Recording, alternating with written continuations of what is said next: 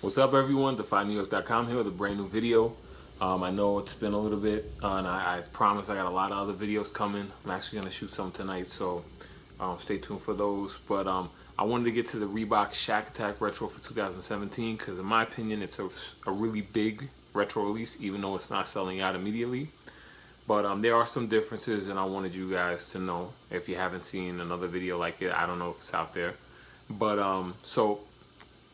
And I also want to touch on some quality issues that I had with the 2017. So anyway, let's get into it. So first and foremost, let's touch on the colors.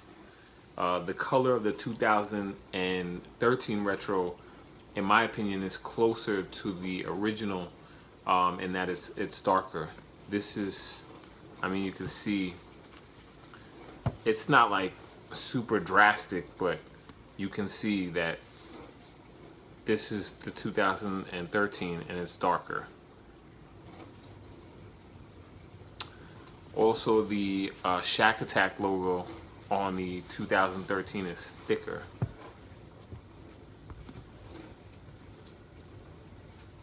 Like it's like a thicker font.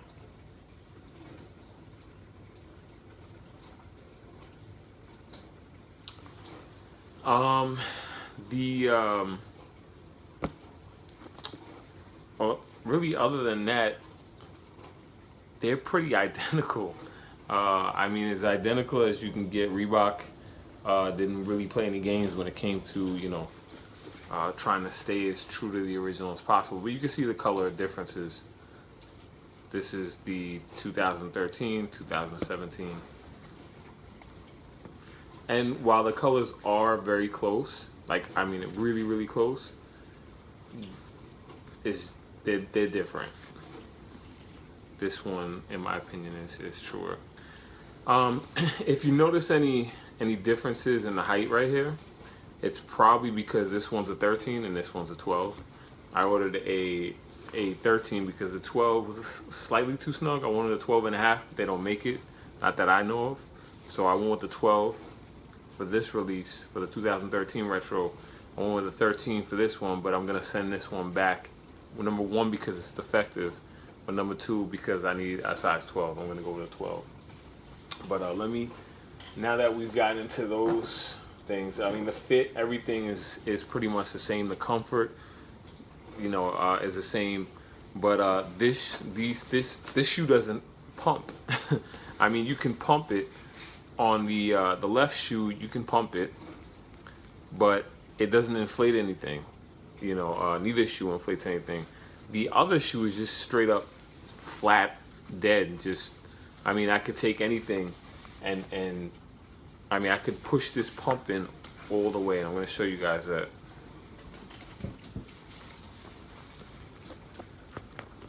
Like, just flatten it, just straight up flatten it with like one finger. Just,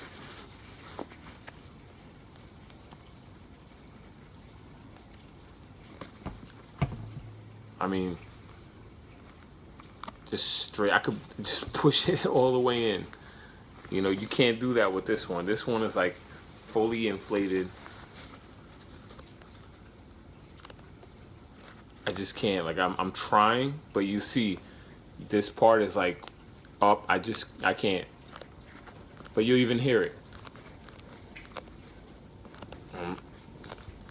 It pumps sort of, and it'll make a hiss after, like, God knows how many pumps.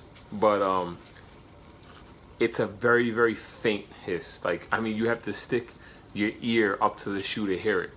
And I mean, that's a lot of pumping. On this one, it's just nothing. You could pump it 1,000,000 times and you're not gonna hear anything. It's just like empty. So I was disappointed with that. Reebok said, obviously you can return them. Reebok doesn't do exchanges. So keep that in mind. So, and I did get them with the 25% off. I'm gonna go with a size 12 again. Hopefully it'll work out. If it does, it does. If it doesn't, I always got the 2013s.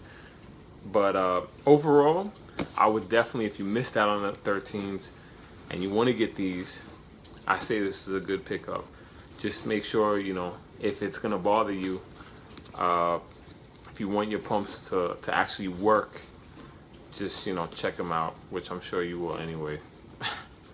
But yeah, it comes with a little keychain and comes with this box. And